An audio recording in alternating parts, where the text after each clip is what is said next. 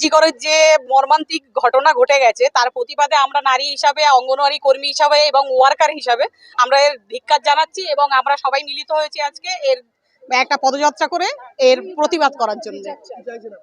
ন্যায্য বিচার চাইছি, যেটা আমরা পাচ্ছি না, তার জন্যই আমরা রাস্তায় নেমেছি। সিবিআই এর হাতে গেলেও এত দেরি হচ্ছে কেন? এই 2024 সালে এসেও যদি আমাদের বিচার পেতে এত লেট হয়, তাহলে আমাদের সাধারণ মেয়েদের নিরাপত্তা কোথায়? অনেক অনেক ঘটনা ঘটেছে যার বিচার আজ পর্যন্ত আমরা জানতেই পারিনি।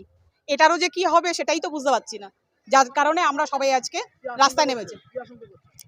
বিচার পাবো কিনা সেটা তো বুঝতেই পারছি না, কারণ যা যেভাবে চলছে, ডামাডোল হচ্ছে, আমাদের তো মনে হচ্ছে যে সঠিক বিচার আমরা পেয়ে উঠবো না।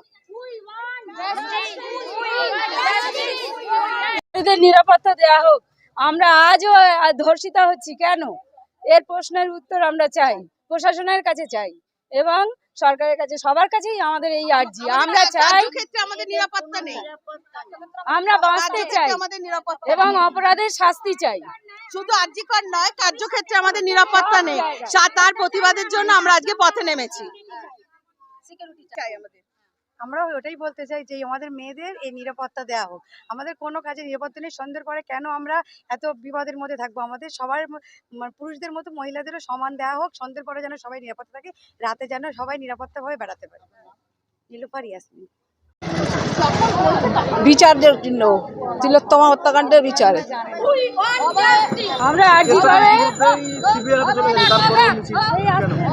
তারপরে এসছি আমরা, অনেক এর আগে অনেক কাণ্ড ঘটেছে যার জন্য কোনো এখনো পর্যন্ত তার কোনো বিচার হয়নি। এটারও যাতে বিচার হবে কিনা তার নিঃসন্দেহ আমরা অধারার মধ্যে আছি, যাতে সঠিক বিচার পাই, তার জন্য আমরা আজকে এই পথে নেমেছি।